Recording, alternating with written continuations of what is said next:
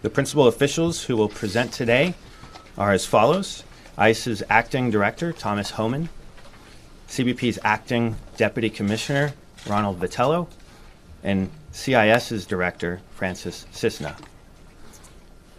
In your press kits, what you have are the principals' biographies, so you can look at those for quotations. Also, ICE's FY 2017 Enforcement and Removal Operations Report, CBP's 2017 Border Security Report, and DHS's press release. Today's press conference is on the record. A couple notes. Director Homan will begin with opening remarks, followed by Deputy Commissioner Vitello, followed by Director Cisna. Director Cisna will then turn it over to questions and answers, and so he will ask for you to raise your hands. For the first questions, we ask that you state your name, your organization, and then direct your question to the principal that you have the question for. We ask that you ask one question at a time to give your colleagues an opportunity to ask their questions as well. Also, if we don't get to your question, know that we will be available. The press staff will be available after this to take your questions, and so you can refer to Jonathan Hoffman from DHS Public Affairs for DHS questions, Dan Hetledge with CBP's press office, and Jonathan Withington from USCIS after the event. Also, we will be available this afternoon to go into a bit of a deeper dive on the data. There's a lot of data here. We understand that. We want to make ourselves available to you. So if you would like to attend that as well, or send somebody to attend that from your organizations, feel free to do that. CBP's deeper dive is at 1 p.m., followed by ICE's after that. And I think ICE's is at 2:15. Okay. So with that, I'll introduce you to Director Homan.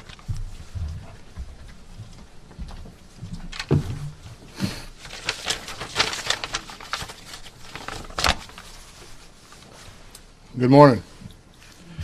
Thank you for joining us. I want to begin by thanking DHS Acting Secretary Elaine Duke for her support of ICE and the work we do. Even though she couldn't be with us today, we appreciate her support. I also want to recognize CBP Deputy Commissioner Ron Vitello and USCIS Director Francis Cisna, who are joining me here today.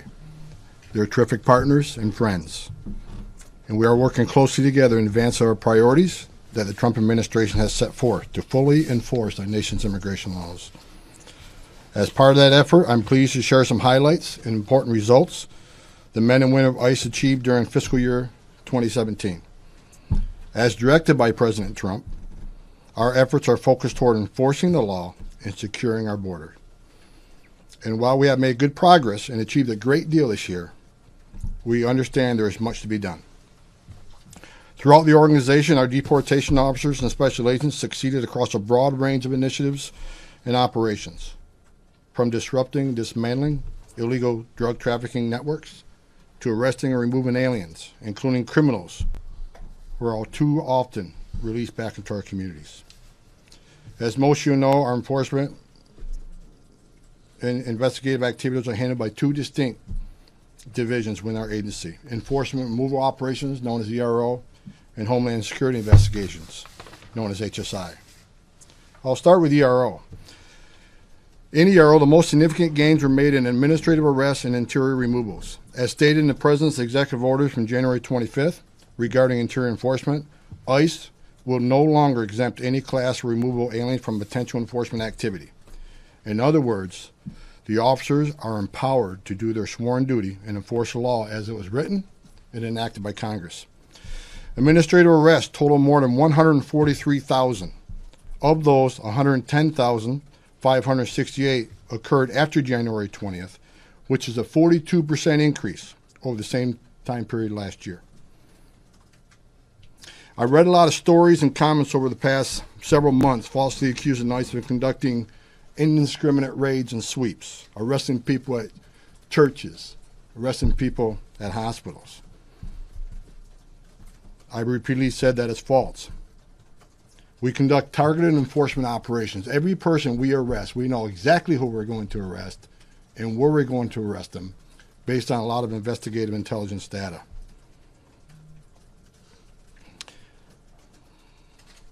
Here's the data that supports exactly what I just said. 92% of all aliens arrested by ICE this year had criminal convictions,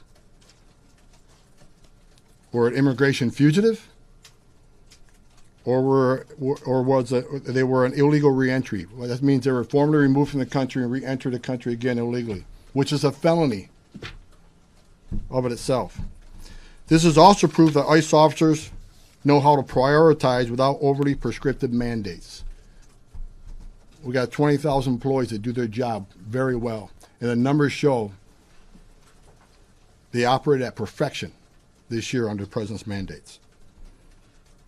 For those that say that ICE no longer prioritizes criminals, fact, we arrested more criminals this year than we did last year.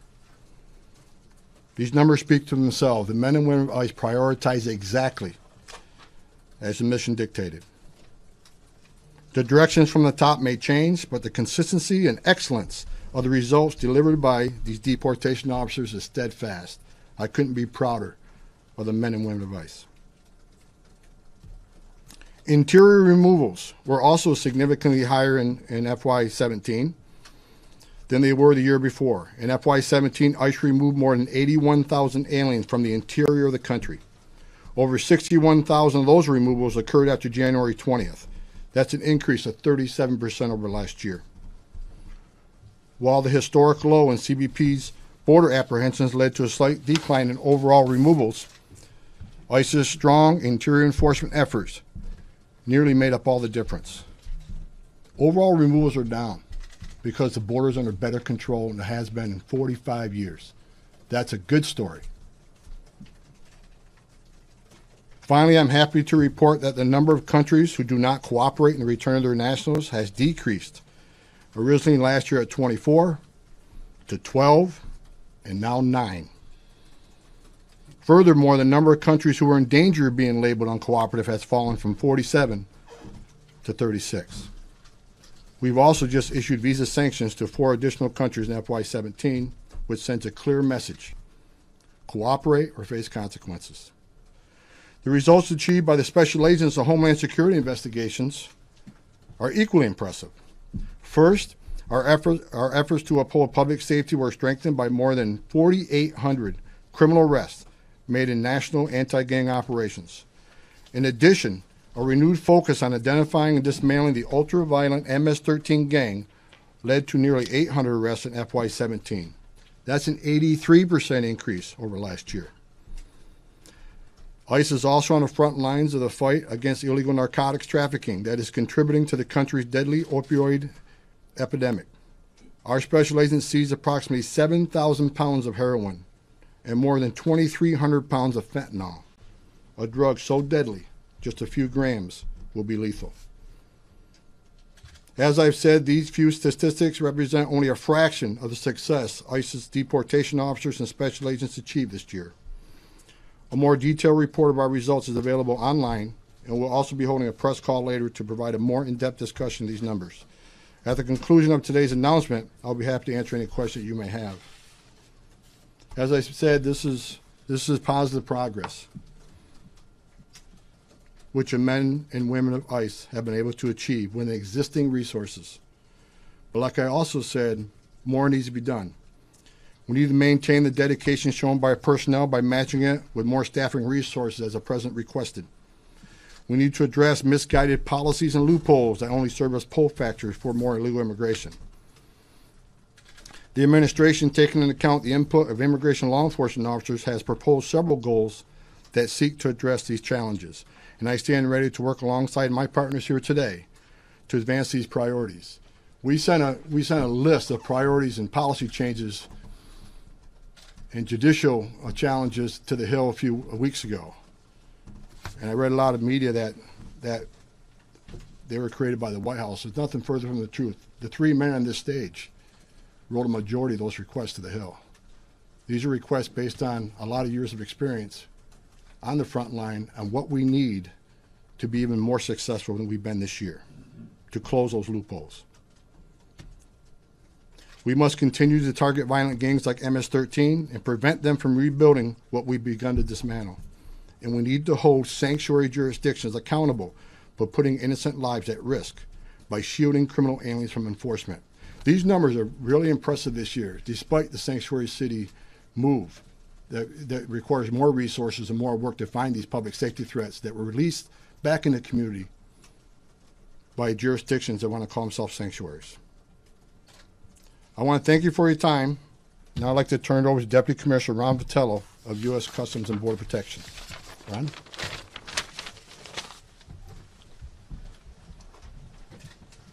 Good morning, everyone. I'm honored to be here with my colleagues from ICE and USCIS. Thank you, Director Holman and Director Cisna. Before I get to the report and our numbers, I want to recognize the hardworking men and women of CBP. Working on the front lines, they do a lot to protect this great nation. They do an exceptional job, and we're very proud of them. Turning to the report, today we are releasing the CBP Border Security Report for fiscal year 2017. I want to emphasize that this is truly a team effort, so I want to thank the department as well as our partners in ICE and CIS. The report summarizes CBP's border enforcement efforts, which reflect our focus on counterterrorism, countering transnational organized crime, and protecting our southern, northern, and coastal borders. The report contains important data about enforcement, use of force, recruiting, hiring, and retention, and the border infrastructure and technology. For fiscal year 2017, CBP recorded 310,531 apprehensions by the U.S. Border Patrol between our air, land, and sea ports of entry, and 216,370 inadmissible cases by CBP officers at our ports of entry in 2017. That's a 23.7% decline over the previous year. Illegal immigration along the southwest border in particular declined sharply from January 21st to April, which was the lowest month of border enforcement activity on record. In May, however, we began seeing a month-over-month increase in apprehensions and inadmissible cases along the southwest border, notably from children, either as part of a family unit or unaccompanied by their parent or legal guardian. We remain concerned about the steady increase in the flow of unaccompanied children and family units from Central America. This trend is enabled by legal and policy loopholes which are exploited by transnational criminal organizations engaged in human smuggling and trafficking. CBP seized nearly $97 million in unreported currency, more than 2,300 firearms, and more than 305,000 rounds of ammunition through our enforcement processes. And CBP also played a critical counter-narcotics role, resulting in the seizure of more than 2.14 million pounds of narcotics and the disruption of more than 81,000 pounds of narcotics in 2017. We've also seen a significant increase in the seizure of fentanyl and other synthetic opioids over the past 3 years, from roughly 2 pounds in fiscal year 2013 to nearly 1,500 pounds in fiscal year 2017, and mainly through the international mail and express consignment facilities. I also want to mention the contribution of our air and marine operations. In addition to flying support for nearly 12% of all Border Patrol apprehensions, in FY17, air and marine personnel operating in the illicit drug transit zone in the Eastern Pacific and the Caribbean contributed to 155 seizure or disruptions and interdiction events, stopping over 209,390 pounds of cocaine. This effort is part of the Joint Interagency Task Force South, which coordinates long-range aerial patrols and surveillance missions as part of Operation Martillo. Use of force. The job of the men and the women who wear the uniform is dangerous. Despite the decline in apprehensions this year, assault on CBP's agents and officers increased by 44.8% to 847 in 2017. Meanwhile, CBP law enforcement officers' use of firearms declined to a record low of 17, a 69% drop from a high of 55 incidents in 2012. This trend follows a number of CBP initiatives recently undertaken. Creation of the use of force investigative teams, use of force review boards at both the national and local levels, enhanced scenario-based training, improved reporting, and the creation of the Law Enforcement Safety and Compliance Directorate. We've also been more transparent in our response to the use of force incidents, posting data on our website and releasing the results of the National Use of Force Review Board proceedings. Recruiting, hiring, and retention. As many of you know, CBP has faced and continues to face challenges in hiring and retention. Nevertheless, CBP surpassed FY16 hiring by 14%, adding 1,477 law enforcement officers compared to 1,291 in 2016. The administration has instructed us to hire an additional 5,000 Border Patrol agents. This also means we will make collateral hires for mission support, as well as to address backfill attrition and close staffing gaps across all three uniformed components. To meet the executive order hiring mandate, CBP is working to implement modifications to the administration of the polygraph exam, the entrance exam, and physical fitness testing. To be clear, CBP is not lowering standards in order to meet this frontline personnel requirement. Our hiring process will continue so that only individuals with the highest integrity serve as agents and officers safeguarding the nation's border. In response to the President's executive order on border security and immigration enforcement improvements and subsequent guidance from the Department of Homeland Security, CBP selected 6 contractors to build 8 wall prototypes on the border near San Diego. Construction began in September and was concluded in October, and we have begun testing in the evaluation phase. We know, however, that the wall is part of a larger enforcement security system, so we're committed to using new technologies to augment our resources and employ such sensors as sensors, lighting, radar, and fixed and mobile towers. In September, the U.S. Border Patrol Tucson sector began evaluating small unmanned aircraft systems in the operational environment as part of a pilot program. The remotely piloted SUAS will enable Border Patrol agents in the field to provide reconnaissance, intelligence, surveillance, tracking capabilities in difficult to access or otherwise high-risk areas. After measuring in both hot and cold weather capabilities, CBP expects a final review, including decisions about future investment and program expansion in the late spring of 2018. I appreciate your attendance at today's conference, and I'm grateful for the participation of our law enforcement. I'll now introduce the Director of USCIS, Francis Cisner.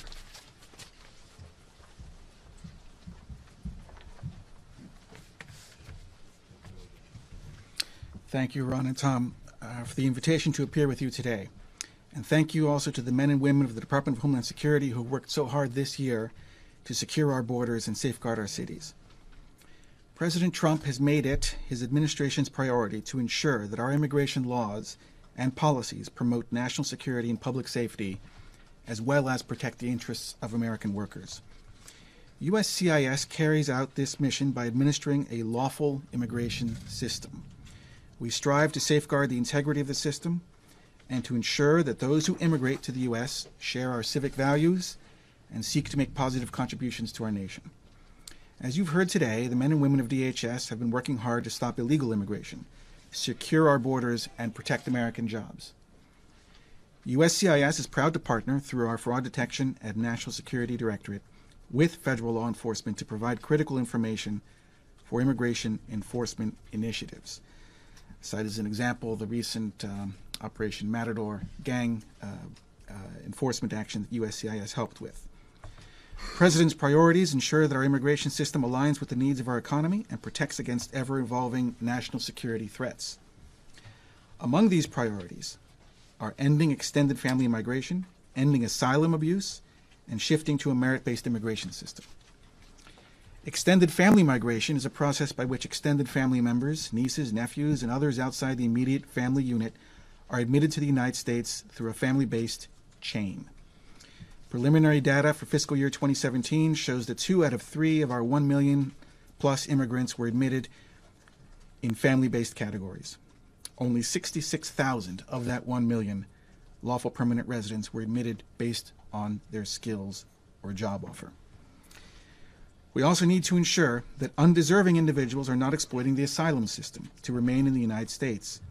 This requires tightening our asylum standards and imposing penalties on individuals who commit asylum fraud. Thousands of frivolous or fraudulent asylum claimants are released into the country each year, pending their court date, often years in the future. We must take action to bring integrity back into the asylum process. We also need Congress to help us protect the American workforce by requiring E-Verify and strengthening laws to stop employment discrimination against U.S. workers. Overall, our immigration system works best when CBP, ICE, and USCIS come together to stem the tide of illegal immigration to our country through strong border and interior enforcement, coupled with common sense immigration policies that prioritize America's safety, her workers, and our overall economic success. These key priorities are the guideposts for ensuring the security of our nation and its citizens. Thank you. So at this point, we are happy to take questions from the press. Yes. Laura Meckler from the Wall Street Journal. I have a question and then a quick statistical query, which I'm not going to call an actual question. For you, Ron, my question is about, given the historic drop in apprehensions at the border, why is it necessary to spend billions of dollars on a border wall at this point? And my question for Mr. Homan, maybe you'll give this later, but can you provide you talk about the percentage of the arrests that are of criminals. Of course, your definition of criminals is different than the definition used by the prior administration. Can you give us well, it is, because you have a broader definition of what qualifies as a criminal. Can you give a definition, a percentage based on their definition, so we can see some apples to apples comparison? So on the question about... We can't hear you unless you get to the microphones. Oh, very good. So regarding your question on the wall, we're not just asking for a barrier at the border. That's one of the tools in the toolkit. We're asking for increased situational awareness. We're asking for an enforcement zone at the immediate border. I've been in the Border Patrol for quite a while. I've been in situations where we failed to predict surges in illegal activity. It's good that the numbers are down, that the border's in more control than it's been in quite some time. But this is a time to us to accelerate those gains, and having an enforcement zone and having the equipment for our agents to operate safely and will prevent future problems for us. If I can answer your question about the percentage of criminals. First of all, the definition of criminals haven't changed. Criminals still those who have a criminal conviction. I think that's at 72% of those we arrested at a criminal conviction. The issue is, under the last administration, they had to have a criminal conviction to even put a detainer on them, which means you can be arrested for a serious crime, be in a county jail. We weren't even allowed to put a detainer on them, even though they're in the country illegally, and were arrested for a significant crime. That was bad. So this administration is making sense of that. If you're in this country legally, and you enter this country legally, which is a crime within itself, let's remember that, and yet you commit another crime against a citizen of this country, you're a priority for arrest. And there's no prerequisite that you commit yet another crime to enforce immigration law. You know, the IRS enforces, tax law. We enforce immigration law. That's our job, and that's what we're going to do. So there's no prerequisite you have to yet commit another crime for us to pay attention to you. Now, the numbers 92% are important. Here's why, because vast majority are criminals. We arrested more criminals this year than last year, which kind of takes the wind out of the sails of people say we don't prioritize criminals anymore. We absolutely do, and the numbers prove it. But the remainder numbers are the fugitives. These are people at billions of dollars of taxpayers' money to patrol the border, have immigration court detention. Billions of dollars of taxpayers' money, give these people due process. Once a federal judge issues a final order from the bench, they need to mean something, or there's no integrity in the entire system. So people who had their day in court and are fugitives because they refuse to honor a judge's order are being held accountable. And if we keep sending that message, you can have your due process at great taxpayer expense, get a final order, but you know what? You're not a priority. You're never going to fix the border. Is that part of the 72%? People with final orders of removal? No, that's in addition to the 72%. And the third piece of that bucket, the 92%, are those who re-entered the United States after being formally deported, which is a felony. It's 8 United States Code 1326. It's a felony on its face to re-enter this country after removal. So the numbers clearly show the men and women at ICE are executing perfectly on the executive orders. They're doing a great job.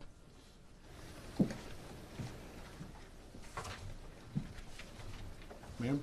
I'm so sorry. I just want to follow up on Laura's question there. I mean, the argument the president has made is that we need to have a border barrier because people are pouring over the border, drugs are pouring over the border.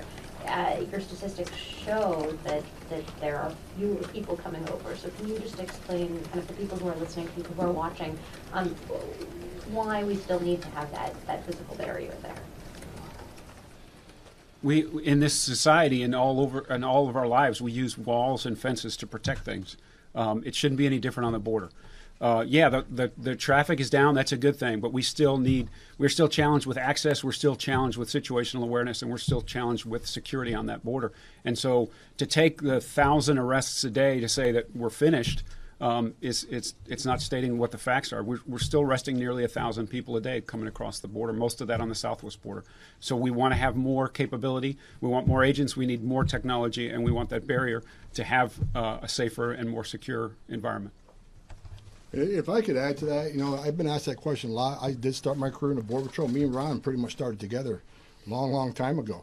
Look, they built the border wall in San Diego. Numbers went down tremendously. They built in El Paso, that went down. They built in certain parts of Arizona, went down. Every place they built a wall or barrier, it has decreased significantly the illegal crossings. Why would we not want to build a wall? What is the cost of national security and public safety? Why not make that investment? It's a wise investment. It's going to make this country safer, and it's going to drive the numbers even lower. I think it's a wise investment based on my 34 years experience. I'm Claudio Seda with Univision Network. My question is for you, Director Coleman. ICE arrested an immigrant that spoke to the media, and activists are saying that was an act of retaliation. Is that true? What do you have to say about that? Well, I'm not surprised the activists make that claim. We get a lot of allegations every day. Absolutely, there's no claim. There's no truth to that allegation. If the person was here illegally and he came to our attention, we did our job. We did our sworn duty, and we did the job that enforcing all that Congress enacted. Again, I want to make it clear that the President's made it clear in executive orders, there's no population off the table. If you're in this country illegally, we're looking for you, and we're going to look to apprehend you. You get your day in court, but I try the day in court, and the decision is you're going home and going home. But we get, as I said earlier in my presentation, we get allegations every day against the fine men and women of ICE. And it's really sad, the vilification of these men and women. And men and women of the Border Patrol. These are people who chose a profession. No one's getting rich in this job. But they strap a gun to their hip every day to protect their communities, leave the safety and security of their homes and their families to defend this nation. The last thing they need is vilification from these activist groups and NGOs and the rest of them. These are, 60,000 American patriots that choose this profession to defend this country. And I got nothing but great admiration for every one of them. Alan Newhouser with U.S. News and World Report. This question is for you, Acting Director. I understand that ICE, that you were saying that ICE hasn't made, that it's not the case that criminals are not a priority for enforcement. But the 42% increase in people who have been apprehended for administrative violations, why has there been such a large increase for that particular group?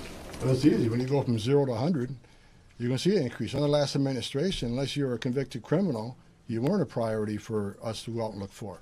I mean, this president, like him or love him, is doing the right thing. And people can argue all they want about priorities and the policies of this administration. What this president has done has been 45-year low on border crossings. That's not a coincidence. That's based on this president and his belief in letting the men and women of ICE and Border Patrol do their job. As far as the 42% increase in the non-criminals, we got to remember who they are now. These are these people who had their due process in the eyes of the law in front of a judge who got a final order. That needs to be executed. If we don't execute them, you're never going to fix the border. As long as people think they get by the fine men and women of the Border Patrol, no one's looking for them, those days are over. We're looking for them. And that's why when I testified a few months ago, a lot of people, were attacking me on that you need to look over your shoulder. It's not okay to violate the laws of this country. It's not okay. So you should be concerned, just like you and I would be concerned if we go speeding down the highway, we're going to get a ticket. Or we lie on our taxes, we're going to get audited. If you choose to violate the laws of this country, you should be concerned that ICE is looking. That's where it's supposed to be. And the rest of that non-criminal, we're talking about people that re-entered the United States after being removed. That is a felony on its face. So if you look at what our priorities were on the criminals or re-entries and the fugitives, which we said our priorities all along, which people said we didn't prioritize, 92% is pretty much perfection in the execution. Now let's talk about what the other 8% was, a collateral arrest. Let me tell you where most of those collateral arrests come from. They come from so-called sanctuary cities. When you release a public safety threat to the public, that is just foolish. It's stupid. And they say they're protecting the immigrant community by not working with us in the jails and on these criminal aliens. First of all, it's a public safety issue. It's an officer safety issue. Where the men and women of ICE can't go into safety, security, and privacy of a county jail to take a public safety threat into custody. Now we're forced to go out into their neighborhoods on their turf would have access to who knows what webs to make these arrests, making the job of my officers even more dangerous. So we're going to arrest them either way, which means if I can't get them from the jail, now we got to go find them at their homes or their place of business. Chances are when we go to their homes or place of business, we're going to find other illegal aliens that weren't even on our radar to begin with. Now they're on our radar. So there's this falsehood that's being pushed out there that sanctuary cities protect immigrant communities. No, they put immigrant communities at risk of more arrests because they're forcing their hand to go into neighborhoods. Sir. I just want to rephrase the border wall question for Mr. Vitello. So my question is, during the campaign there was talk about, sea to shining seawall. We've moved on from that, and you've requested $1.6 billion for targeted 74 miles. Given the drop in border traffic, do you anticipate that this will be sort of the final request for a border wall, or do you anticipate making another request in the next fiscal year, in the next budget cycle? So the walls we have now work. The walls that we're asking for are going to help us do better. But the plan is we've evaluated, the folks in the Border Patrol have evaluated the entire border. And so the 1.6 for the request for 18 is the first tranche. There's going to be additional requests that go beyond that as well. But if there were, if the border traffic remains at current levels or even lower, you still think that there would be another request for more mileage of border wall? It's not just wall, it's an enforcement zone, and we want that as in all of the right places. The traffic patterns will shift. That's been part of our history in my career. And so we have to shore up where we need it the most now, which is the Rio Grande Valley and some replacement wall in San Diego. Those are the two priorities for next year. And then the traffic will change, and we'll adjust our priorities for the further on. But we need to be ready for that next push. So we're not just what we're going to do next year, but what we're going to do on the follow-on years. Thank you. Yeah, Maria Pena with Open Union. Thank you for doing this. During the campaign, the president pledged to his base particularly a massive deportation plan of all 11 million undocumented immigrants here. So based on the trends that you're seeing both on the border and interior enforcement, are you on track to meeting that promise, fulfilling the promise of deporting 11 million people? I think he said within the first year. I forgot the time frame, but are you on track to meeting and fulfilling that promise? Look, I won't speak Border Patrol. I think ICE we're hitting on all cylinders with our current resources. The president's asked for 10,000 more officers. We certainly need them. A large amount of those will be deportation officers to look for the criminals to hit the street and to look for those who are fugitives. And there's going to be a tranche of those officers. Also going to be special agents who are going to work worksite enforcement cases, immigration, alien smuggling, alien trafficking, and so forth. So I think we're hitting all cylinders now. The numbers are very impressive considering this president's only been in power since January. A 40% increase in interior arrests is impressive. Over nearly a 40% increase in interior removals, impressive. We're going to keep enforcing law. Now, we've asked for, the president's asked for 10,000 more officers. Last year, I asked for 51,000 beds, and we'll see where Congress comes out with the president's budget. We need more resources. And what's more important, we made some great strides this year, but all three of us said we need more to get this thing done. We sent a list of policies up to the Hill asking for changes in certain policies and regulations so we can, enforce the law in a meaningful way across the board. So I hope that answers your question. I mean, as far as our resources are concerned, I think we're doing a lot. We have time for one more question. Yes, I'd like to ask a question. There was a bakery up in Massachusetts where they recently, your agencies forced them to let go of 800 illegal immigrants. The shocking thing is that wages for Americans went up. And I'm wondering if you're going to do any more of these inspections of workplaces to help Americans. Absolutely. I mean, we got to get rid of the magnets. That's one of the reasons for illegal immigration. If they think come here and get a job, and it's illegal to hire somebody that's not authorized to work in this country, illegal alien. So Did we force that bakery to release those people? Well, yeah, we're enforcing the law. They can't hire people that are not authorized to work. As I said a few months ago, I have asked HSI, Homeland Security Investigations, I want to see at least a 400% increase in worksite operations. I think it's and not just, we're not just talking about arresting the aliens at these work sites and putting them in front of a judge and having their cases heard in court. We're talking about employers who knowingly hire these people who are not authorized to work. And we still prioritize our work. Those who engage in peonage and work slavery, and those who are trafficking in people. And, we prioritize what we get. Again, we only got so many resources. We got to prioritize everything we do. But worksite enforcement is a big part of that plan. That's why we need to support E-Verify. That's one of the things we ask Congress to do. We need to have a legal workforce. And I know, Francis, can you add to that at all about what we're asking for as far as? No, that's right. I mean, the case that you just deduced, that bakery in Chicago, is a perfect example of how worksite enforcement works.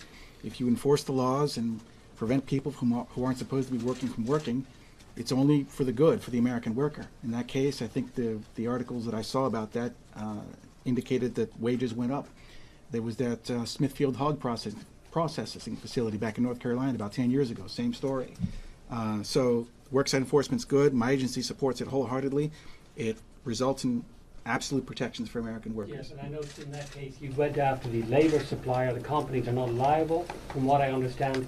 If they hire their labour through a labour broker, they all pretend it's illegal. Or is there any chance you're going to go after the executives of the companies which hire the labour brokers to protect them legally? Look, it's a case-by-case basis. Every investigation is a little bit different. Homeland Security investigation will do a thorough investigation. We'll try to identify everybody that has violated the crime. Hold everybody accountable that knowingly violated the law. That's the way it has to be. Every case is going to be different. Sometimes there's going to be executives that are indicted. Sometimes there's not. It all depends on who knows who knowingly violated the law. But we're going to run every one of these investigations to the ground and hold people accountable for violating the laws of this country. Ladies and gentlemen, this concludes our presentation today. Of course, if you have follow-ups, you can contact Liz Johnson with Immigration and Customs Enforcement, Jonathan Hoffman with DHS, and Jonathan Whittington with USCIS, who will be in the room. And again, we're going to have follow-up, deeper dive conversations. If you'd like to attend those, you can talk to those points of contact on the details of how to join that. Yep, the conference call. That's a call, not in person. It's a call. Yep.